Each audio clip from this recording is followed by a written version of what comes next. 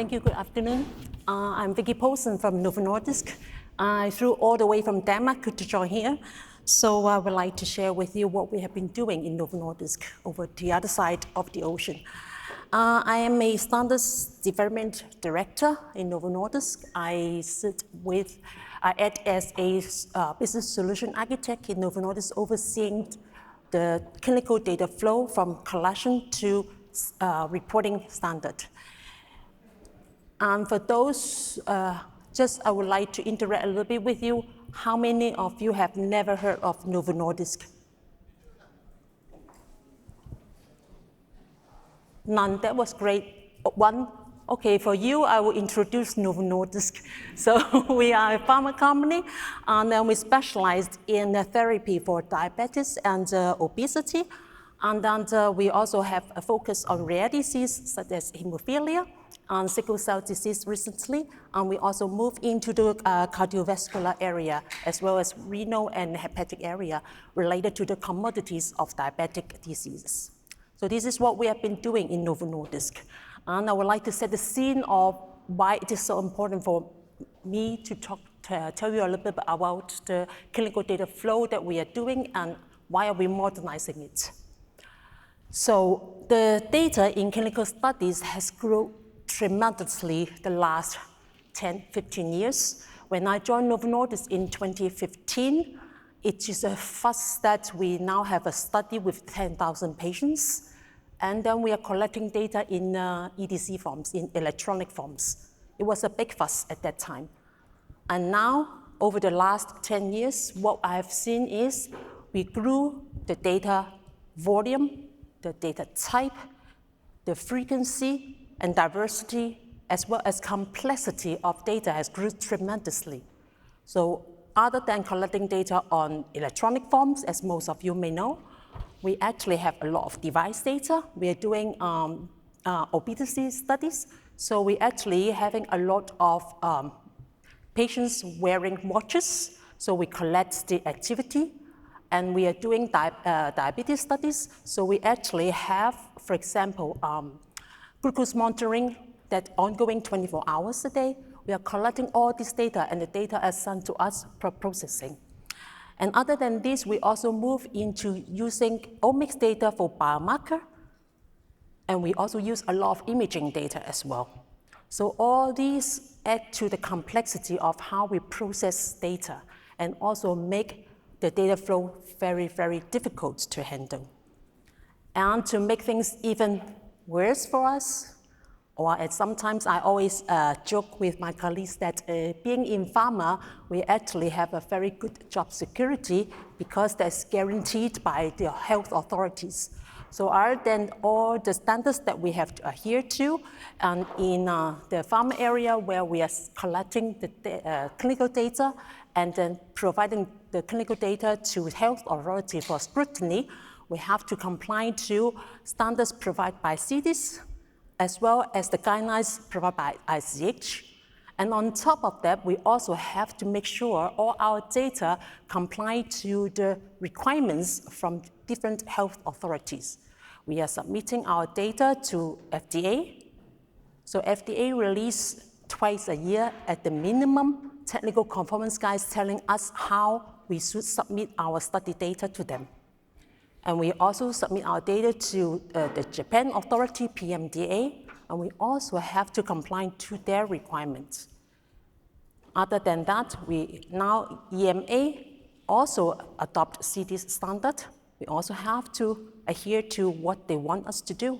And lastly, and not least, China. China is also a very big market for us. So we also have to make sure all the data we collect and process is ready for submission also to the Chinese authority. And on top of that, as I mentioned, we have to comply to all the standards, data standards mandated by the authorities. Right now, we are submitting all our data in CITES standard called STTM, the Study Data Tabulation Format model. And this model very detailed on how we are supposed to structure the data and where we are going to put what data into different data sets. And the SDM model also evolved over time. So when I joined in 2015, the big fuss at that time was, oh, we have to submit SDM in SDM IG 3.2. And then after I joined, we start moving on to, and in 23, we have to submit SDM in SDM IG 3.3. And at the same time, they also upversioned the defined XML, which is a data dictionary, if you may, to another version. And as you can see, the frequency of the standard upgrade has been more frequent compared to before.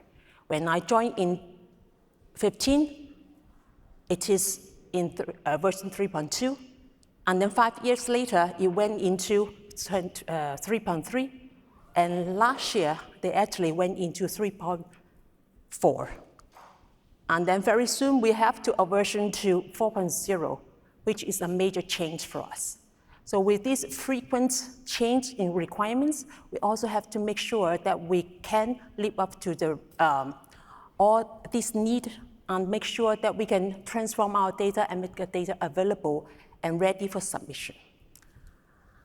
And to give you some background of the organizational setting in my department.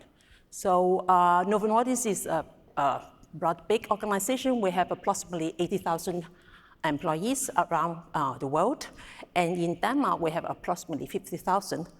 And in my department, we are 10.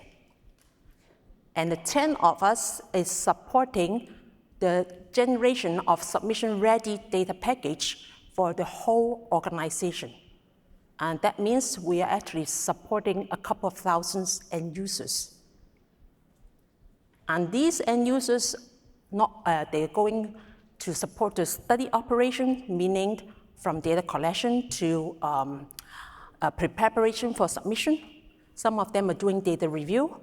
Some of them are doing safety monitoring. And a lot of them are actually using our SDM data to generate data insight. And that means that SDM is the focal point of my little organization. The reason is because we have to make sure that these data are available at the right time, so all these end users with their very different objectives can also perform their tasks. So in 2026, in our department, we have a goal. We have to achieve speed. The objective is that we need to have faster SDM availability, meaning that we have to make sure SDM is generated the day after the data landed in our new data infrastructure, Databricks, which is a data lakehouse. And efficiency, we have to lower the effort in setting up the data flow. And in order to achieve that, we have to hit the target of 95% standardization. And one thing that I noticed in this conference, a lot of people talk about data. I haven't yet to hear anybody talk about standards. And standards is actually a very important foundation of having good data, which accelerate innovation. Then I will talk a little bit more into it. And lastly, technical success. We have to move into a next-gen data infrastructure and ensure that we can automate end-to-end data flow. So these are our goals this year. And in order to tell you how we are going to achieve these goals, I need to walk you backwards 10 years. It's where we started with the SDM generation framework. So when I joined in 2015, I went directly into CD's implementation. At that point, it was called CD's Permanent Solution Project. So I joined the project, and then we managed to succeed going on live with the solution in 2017. At that point, we have only one study, and we went live actually in September, just in time that we can meet the FDA requirement to submit SDM in 3.2. And then the number of studies grew over time. And in the data is actually from the 31st of December 2025. At the end of 2025, we have a number of, if I can read from here, 283 studies concurrently in the framework. And we are generating SDM 150 times every day across these 283 studies. And now, I would like to think about why is that? Why aren't you generating one per study? I will answer you that. Think about why. And then, in order to do this, we're actually generating SDM and running the framework. The framework has chunked through the data and then processing it in a number of 56,000 sessions to run through all the data in the framework. And this has to happen in a batch window of 6 hours. The reason why we want to do that is because, as you remember, we have a couple of thousands of end users waiting to use SDM data to support their everyday work. Our goal is that when they arrive in office, doesn't matter whether they're in India, Bangalore, whether they're in Boston, US, or in Denmark, when they arrive at work, their updated SDM data will sit in the database waiting for them to use. And that's why we have a very stringent need of having all the SDM updated in 280 studies within the 6 hours update window. And what I would like to highlight is, other than the volume of data and volume of studies that we are processing, we actually have went through a lot of change the last 10 years. If you look at it in 2017, what we focus on is making sure we survive the requirement of submitting SDM in SDM HG 3.2, that we can support the deliverable to FDA and PMDA. And at that point, we are using Oracle Clinical as our EDC. And then in 2020, you can start seeing all the changes is happening. We start to adopt a new CDMS system, a clinical data management system called DMW. And then in 2021, we also support the submission to China. And in 2022, of course, we have to make sure we are ready for submitting data in 3.3. So we start implementing SDM IG 3.3 together with Defined XML 2.1. Afterwards, we got a taste of success. Oh, we can actually do it. So what we became ambitious. Now we can automate SDM. Can we automate more? We actually can. So in 2023, we went into a new implementation called Auto SDRG. So for those who work in pharma, you know that when you do a submission to any authority, you need to have your SDM data, you need to have your ACRF, you need to have your defined XML, and you also need to have your study data reviewer's guide. At that point, we're thinking, since we can automate so much, we can also automate ATRG, and we did. We went ahead and automated SDRG as well. And then with the introduction of dataset JSON, we also add that to the stack in 24. And last year, we implemented the SDRG 3.4. And then the major breakthrough that I'm going to talk about is we automate end-to-end. We push the end beyond CDMS. Now we are automating from EDC all the way to SDM. And these are all done inside the SDM generation framework, which is based off SAS 9.4 on a HP Unix machine, a very big one though. And then with this machine, we actually enabled 100% automation for all the studies in Novo Nordisk. We ensure their harmonized quality because we are the one doing all the SDM for the whole organization. And the most important of it is how many people we are using to support this. We are 10 in the department, but we're only using 3 FTEs to support everything in SDM generation or submission package generation. And these are possible because we adopt a very different strategy in Novo Nordisk. So in order to talk about the strategy, you need to know the path from protocol to SDM, how it happens in Novo Nordisk. So first of all, like everybody else, we have the protocol. So we have the medical specialist creating the protocol for us. But the first thing we do in Novo Nordisk is to digitalize the protocol. So we take the essence of the protocol, putting into what we call a clinical metadata repository. So everything related to SDM is digitalized. We have the study design digitalized. We have all the events in the schedule of activities digitalized. We have all the collected data linked to biomedical concepts.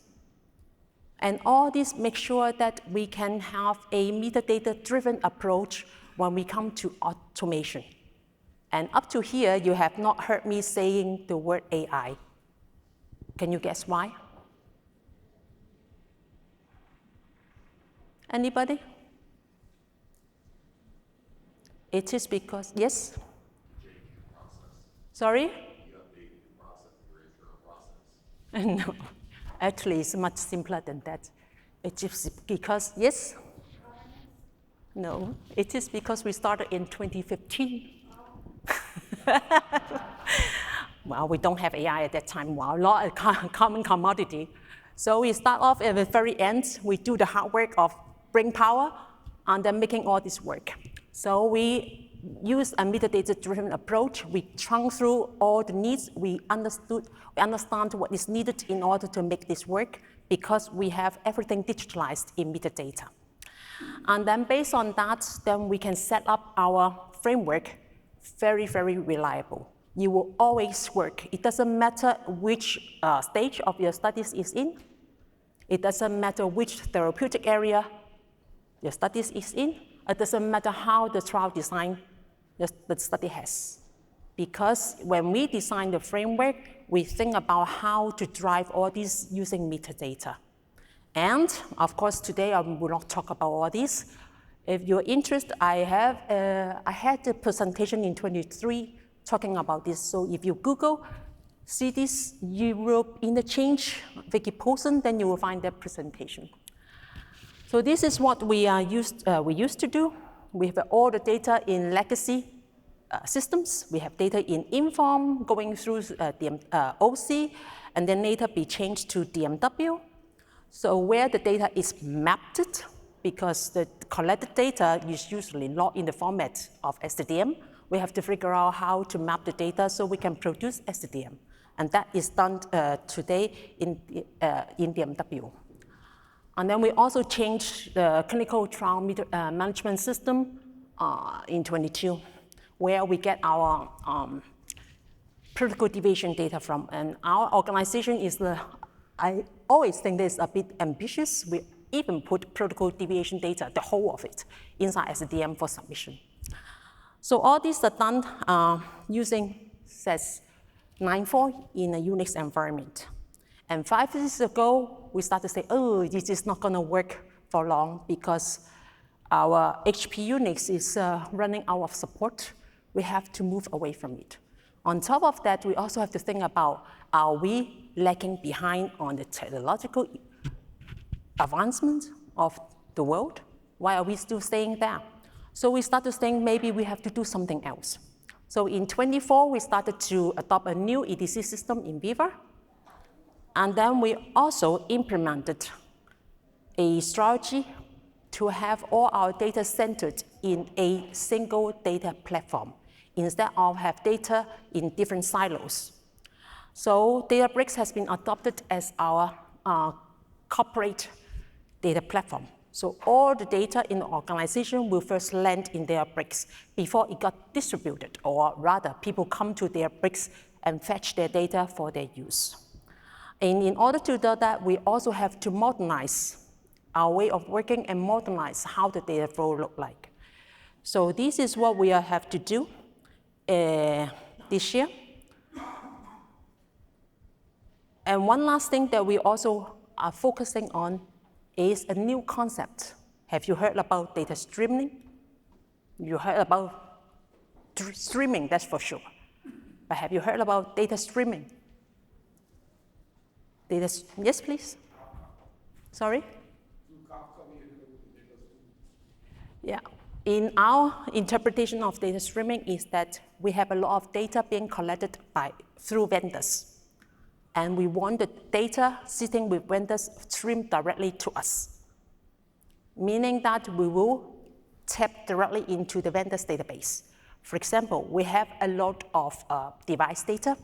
My example is we have continuous Google monitoring, we have Fitbit data, and we would like to have those data as soon as they are available. So we set up direct interface with the vendor's database. And that is the concept of data streaming that we are using. And this is also done through the Databricks setup. So this is a new reality that we are facing. And of course, other than that, we are moving everything up into the cloud. So other than Databricks, we are also going into SAS Viya. So this is what I'm going to talk to you about in the coming 24 minutes.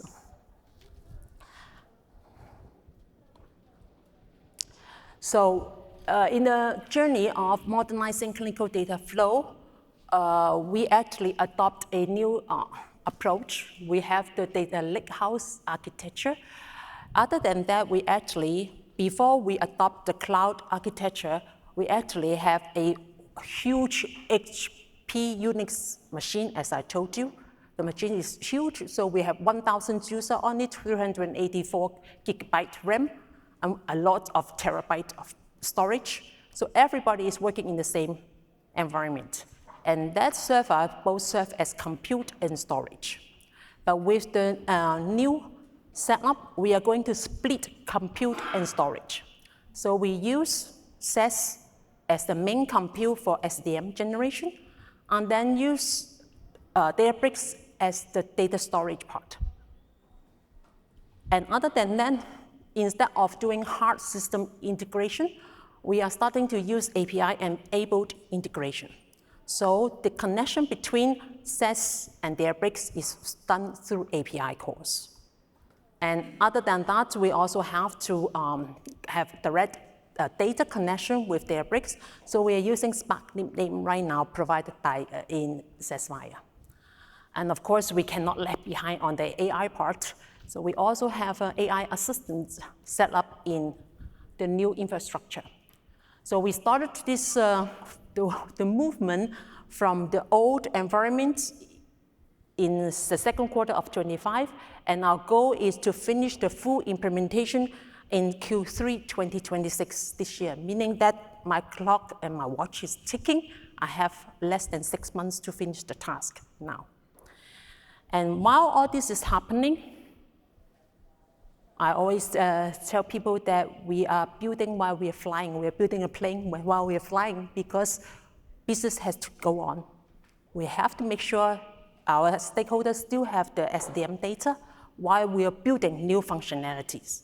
And that is actually the most challenging task, not adopting new technology, but to make sure that while you adopt the new technology, you maintain business continuity. So, diving into what we are doing, instead of using a single language, we are working on a multilingual implementation in SAS Viya and Databricks setup. So what we have decided to do is, since we have a very successful SDM generation framework, which can be readily migrated into SAS Viya, 95% of the program will still work. We need to change the 5%.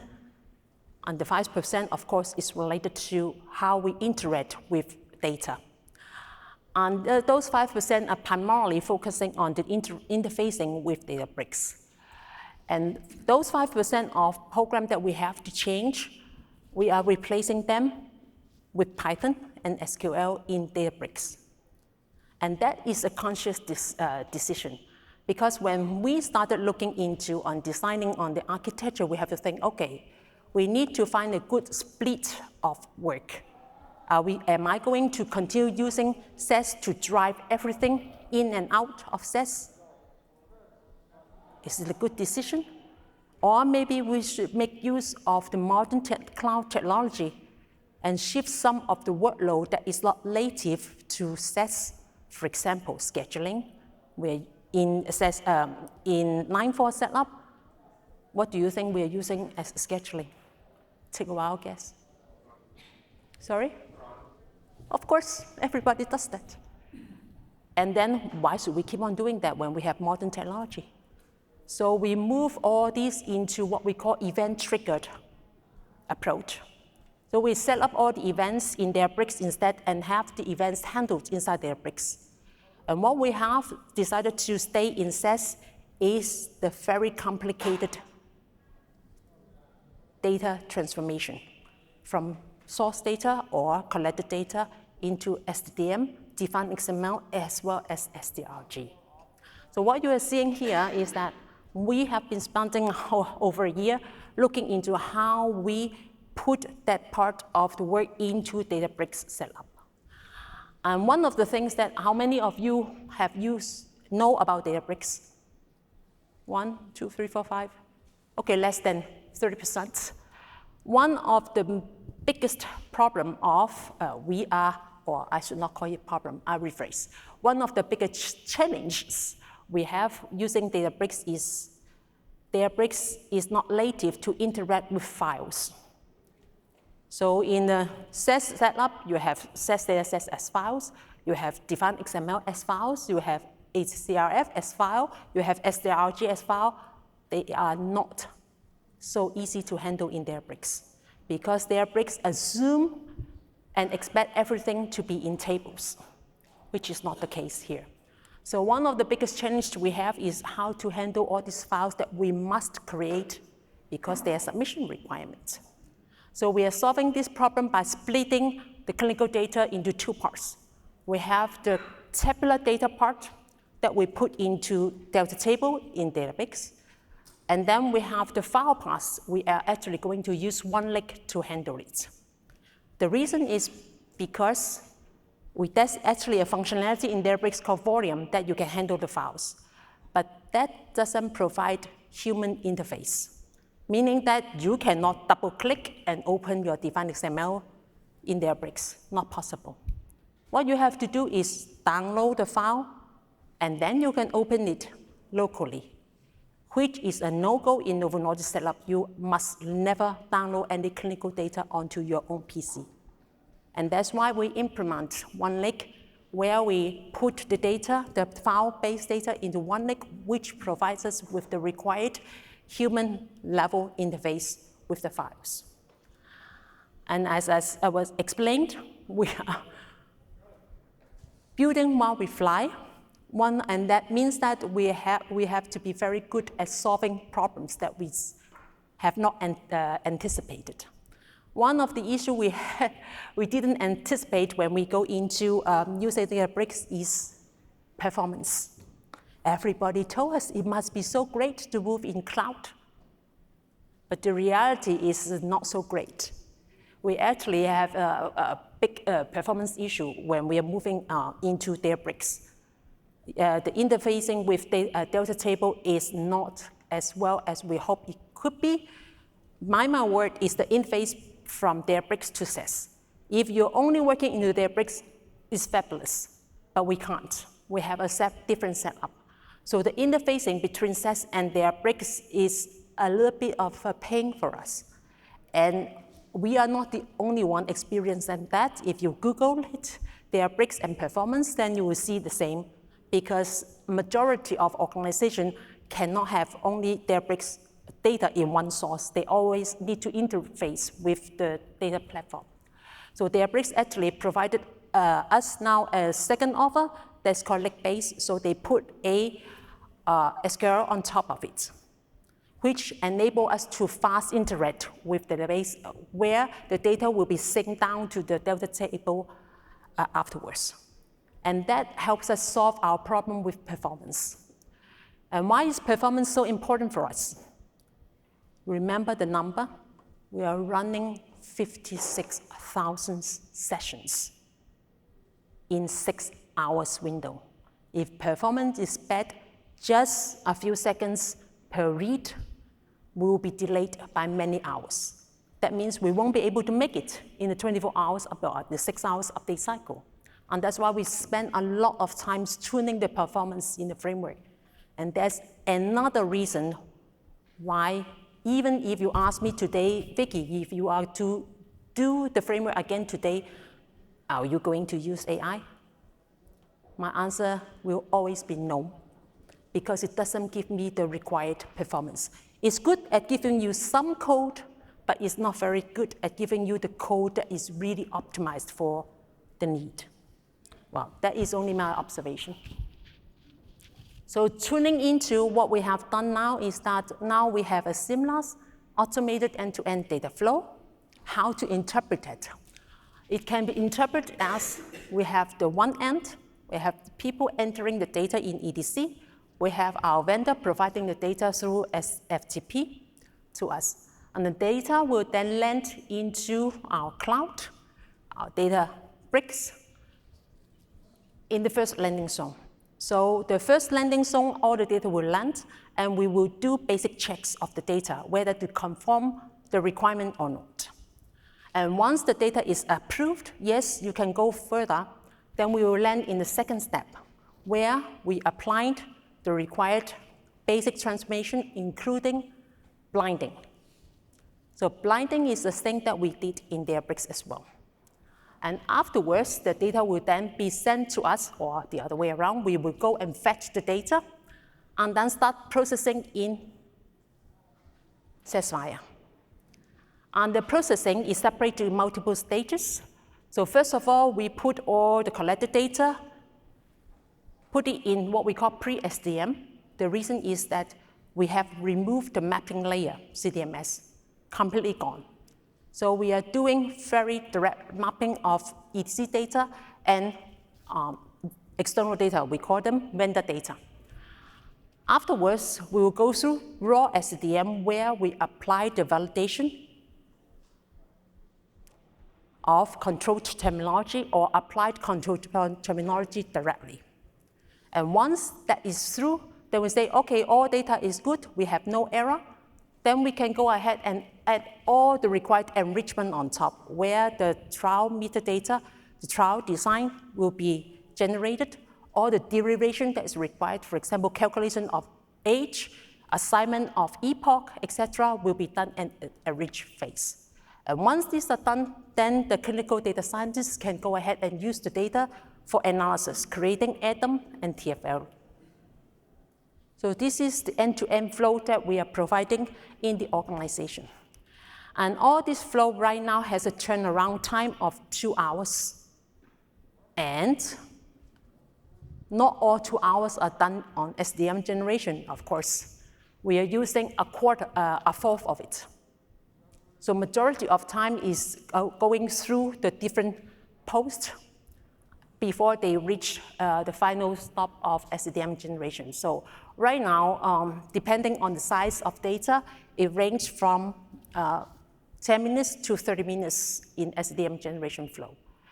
And this may sound very irrelevant in everyday work, but these 2 hours become very, very relevant in key milestones, for example, in database log. Everybody's looking, breathing down my neck, when is our database log gonna complete? And now I can tell them, okay, in 2 hours, you will have your data finalized. And with this end-to-end data flow, we celebrated a huge milestone 2 weeks ago. On the 14th of April, we managed to pull through SDM generation the day after first patient first visit. And this is a record that I now can proudly say is very difficult to break. It cannot be faster to have SDM after first patient first visit. So while we are flying, we have to make sure that we can continue the business. And as you can see in the previous slides, all the systems are being replaced in different tempo and at different places. So in order to make all this run around, we have to create actually multiple stages of interim solutions. And right now we are at stage 2, where we take the data from Databricks and passing through the world in cloud across different platforms to process SDM. So what we have done is that we get the data from Databricks, go to SAS Viya and do pre-SDM, finish this pre-SDM, send it back to our old Unix SCE, complete the enrich generation, and then upload it back to Databricks. Why are we doing this? because our end users are also moving together with us. We are not the only one being impacted by the change. All our end users downstream to us are also being impacted by all the system changes that we are having. So we have to make sure, regardless what stage of our end users are in the transformation, they will have the data available to them. So right now we have a dual or a parallel implementation.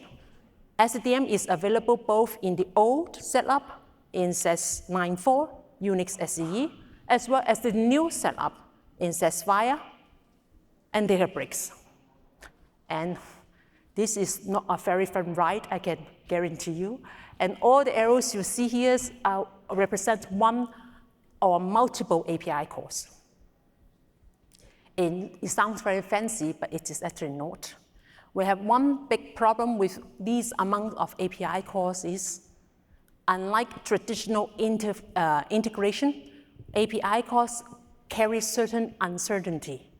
We experience once in a while it glitched, and then we lost connection to the server on the other side. And that means we will have a generation failure. And this is something that we will have to look into very carefully, because right now we have approximately 14 studies in the new setup. By the end of this year, the number will grow to 200.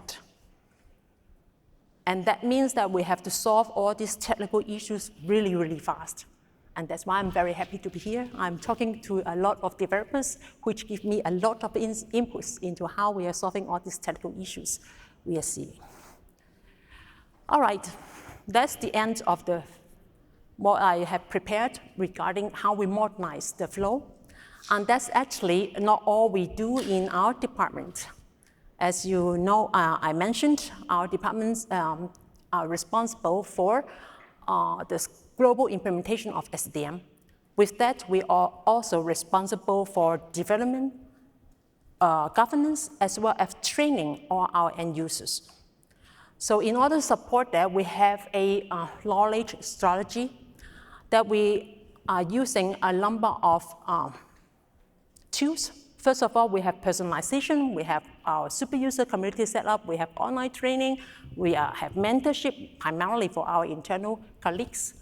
And then we have codification where we have all the information digitalized.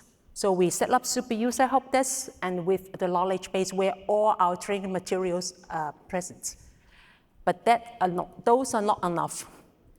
In order to reach our end user, we have to add on innovation. So we add dashboards as well as AI chatbots. Now you hear the term AI you would like to hear. So we actually implemented the chatbots in 2023, which is deterministic with domain knowledge, meaning that it will not hallucinate. It's not allowed to hallucinate. It's allowed to say, I don't know the answer. Can you contact the super user? And what we are doing is, after we are done with the move of the framework, we're actually going to modernize also our dashboard.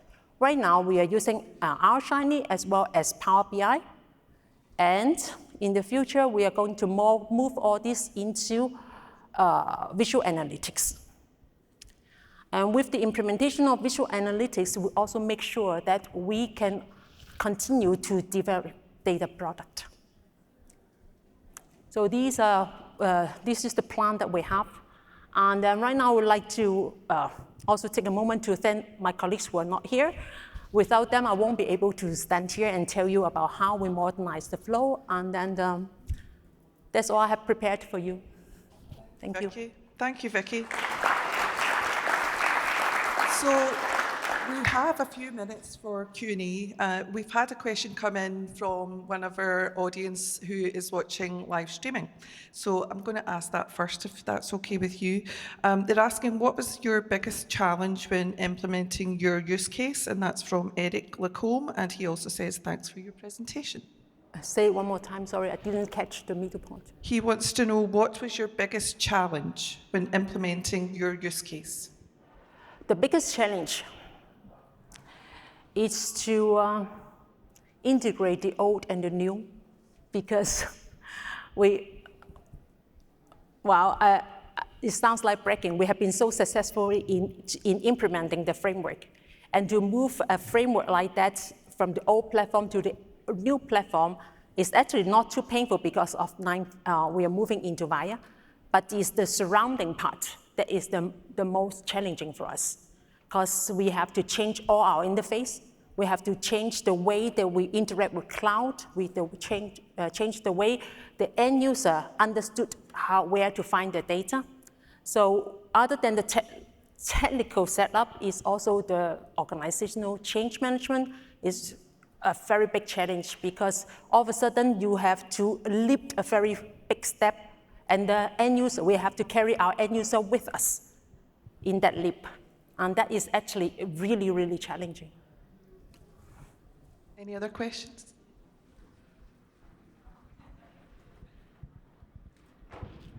Thank you, Vicky, for the presentation. I have two quick questions. The first one is that beyond your 10-person team, there's no SDTM programmer in Novo Nordisk. Is this correct? There used to be SDTM programmers. If you notice one of the steps, the SDTM programmer disappeared, and then the CDS come into the picture because we are merging these two roles. And the SDTM programmers, mind you, are not the traditional understanding of SDTM of programmers. So all the programming are done in the team by us, 6 of us.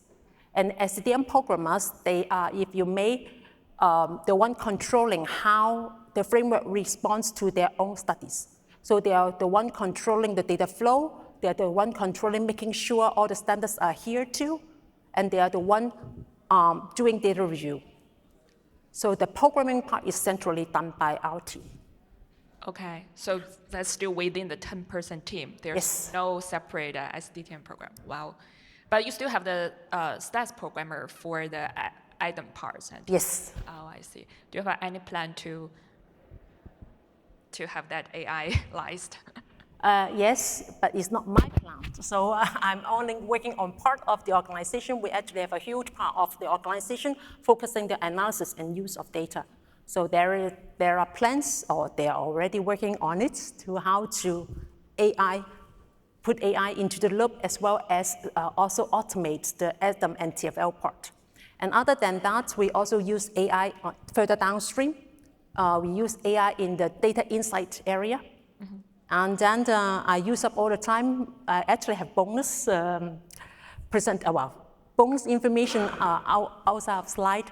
We actually are further pushing our boundary of end-to-end. So right now we are automating from EDC. We're actually pushing it further up. How far are we pushing it? We are putting AI into CRF creation, data mapping, because if we can also have those automated, then the data flow will be really, really seamless. And we actually can cut down a lot of cycle time during the setup. So now we succeeded in automated during conduct. We would like to do even more automation at study setup phase. I hope that answers your question. Yes, thank you. And my last question is, after you generate the SDTM, how much human effort you need to put to validate or review the data sets? We do not use the word validate, because in the framework, all the programs are standard programs. That's where the 95% standardization come into picture. Why not 100%? It is because you always have some studies that are very special. And there are always studies that use new elements we didn't think about 10 years ago. So we have this 5% is primarily coming in rare disease area. They have more special or innovative design that we're using the 5% to. But those 5% are still covered by the 10-person team. And I had a question before. I forgot what I wanted you to answer. Do you remember that? Oh, never mind. I forgot it myself. So sorry. So we're out of time. If you guys have any other questions, I'm sure that Vicky would kindly speak with you after the session. I'm sorry, we're out of time. I'm so sorry. I would love for you all to give a huge appreciation for Vicky for her time today. So thank you so much.